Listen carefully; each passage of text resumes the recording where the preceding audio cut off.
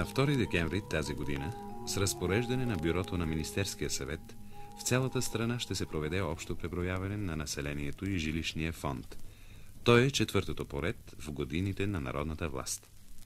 Последното преброяване беше проведено на 1 декември 1965 година. През този 10 годишен период в нашия икономически и социален живот станаха големи изменения. Това наложи да се извърши ново преброяване. Целта му е да се получат пълни и подробни данни за броя на населението и разпределението му по пол, възраст, семейно положение, образование, занятие, обществени групи и други. Да даде броя на жилищните сгради и жилищата, за да се види каква е степента на задоволяване на жилищните нужди на населението към 2 декември 1975 година. На първо място, преброяването ще даде данни за броя на наличното и постоянно население, както общо за страната, така и за отделни населени места и окрази. Невъзможно е да се провежда каквото и да е държавно мероприятие, без да се знае броят на лицата, заангажирани с него, или броят на лицата, които ще получат полза от неговото провеждане. Така, например, за планиране строителството на училища, жилищни сгради и други във всяко населено място, трябва да се знае броят на неговото постоянно население. При планиране строителството на търговската мрежа и други културни учреждения, кина, театри и други пък, се изхожда от броя на наличното население. Преброяването ще даде възможност да се получи пълна и най-подробна картина на разпределението на населението по пол, възраст, степен на образование, заетост с обществено полезен труд, занятие и така нататък. В това отношение от особена важност са данните за икономически активните лица, разпределени по отраслите на народното стопанство. Тези данни ще се използват за съставяне баланса за трудовите ресурси в страната.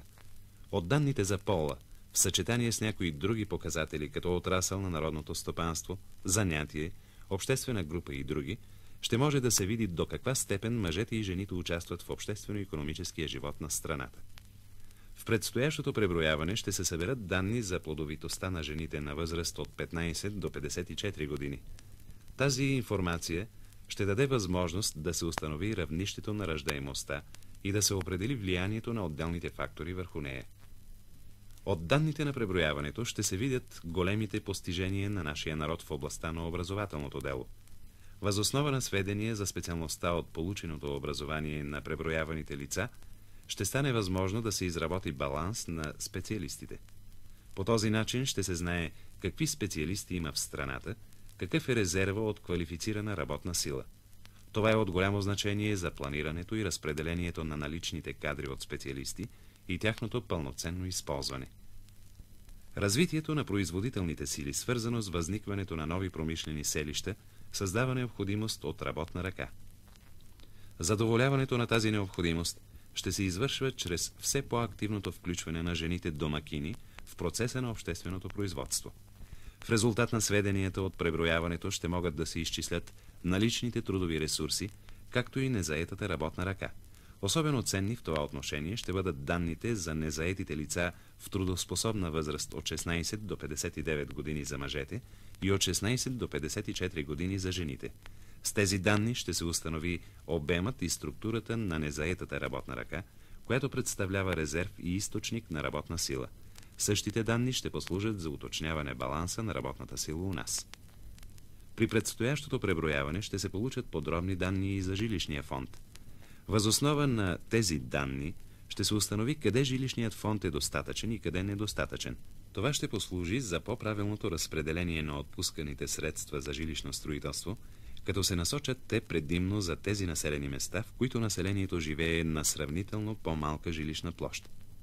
Също така ще може да се набележат редица мерки за повишаване благоустроеността на наличния жилищен фонд, което е в пряка връзка с подобряване на материалното и културното благосъстояние на трудещите се у нас.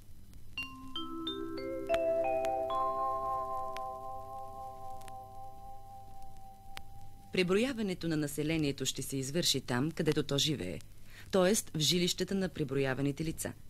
Във връзка с това възниква въпроса за онези лица, които са жители на едни населени места, а жилищата им се намират и те живеят постоянно в други населени места. Това са обикновено лица, които по-рано са живеели в населени места, на които са жители, но сега са отишли постоянно да работят и живеят в други населени места, където още не са станали жители. При преброяването всички граждани се преброяват там, където живеят постоянно и където се намират по време на преброяването, временно живущи, независимо от това в регистрите на коя община са записани за жители.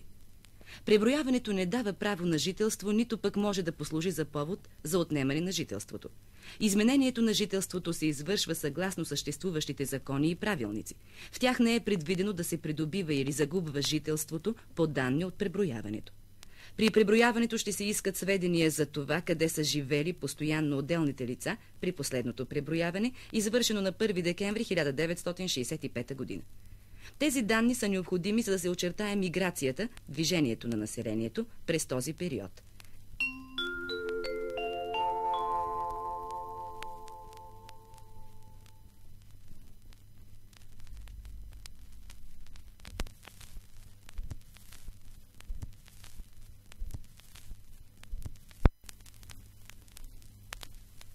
При настоящото преброяване, преброителите ще събират подробни данни не само за отделните домакинства и лица, но и за всяка сграда и за всяко жилище.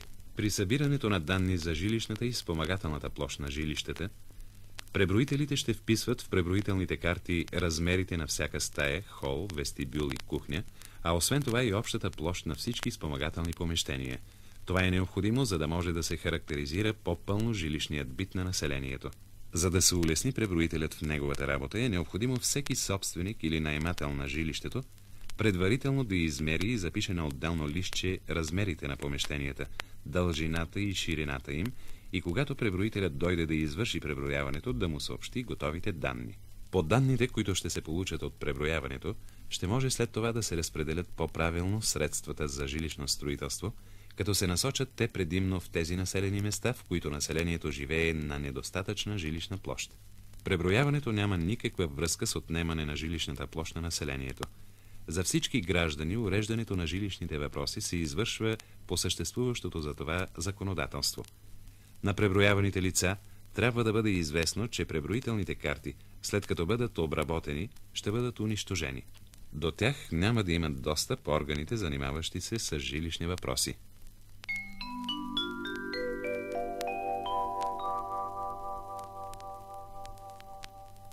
При обхождане на домакинствата, за да се извърши преброяването, е възможно някои от членовете на дадено домакинство да не бъдат вкъщи от 2 до 8 декември тази година, понеже са отишли в командировка, на гости, на работа и така нататък. В такива случаи, за да не идват преброителите повторно, е необходимо да оставят на своите близки следните данни, с които ще се попълни преброителната карта за тях: дата на раждане, причината за временното отсъствие, за жените без неомъжените, броят на живородените деца, завършеното образование, ако сте завършили професионално-техническо, средно-политехническо, средно-специално, полувисше и висше образование, наименованието на занятието или изпълняваната длъжност към момента на преброяването, наименованието и вида на дейността на предприятието, учреждението и други, където работите, а така също и в каква дейност работите – основна, допълнителна, помощна, вид на цеха, работилницата и други. Придвижвате ли се ежедневно на работа от едно населено място в друго и кое е то? Окръг, населено място, община.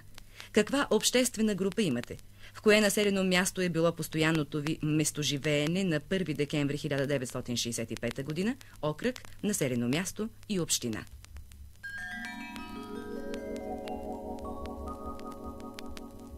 Граждани, съдействайте на преброителния апарат за образцово провеждане преброяването на населението и жилищния фонд от 2 до 8 декември 1975 година.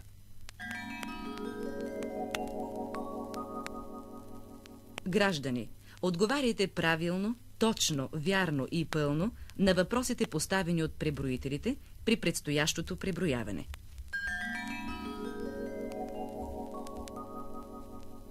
Младежи и девойки, подпомагайте активно преброителите и контрольорите в провеждането на предстоящото преброяване на населението и жилищния фонд от 2 до 8 декември 1975 година. Дайте вашият принос за успеха на това всенародно дело. при преброяването на населението и жилищния фонд е осигурена пълна тайна на събраните сведения от преброителните карти.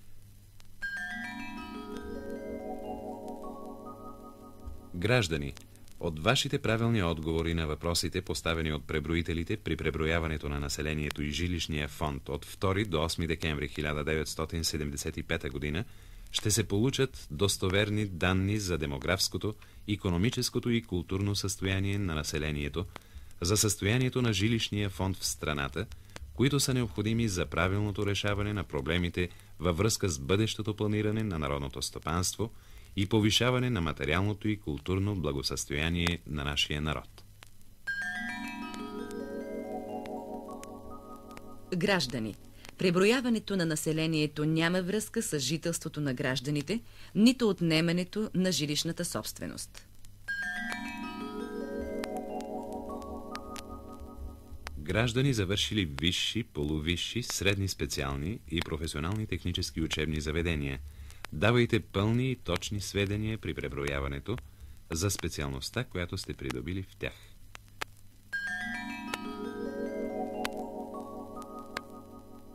Граждани, дайте пълни и точни сведения за мястото на работа, където упражнявате занятието си или където заемате дадена длъжност в момента на преброяването от 2 до 8 декември 1975 година.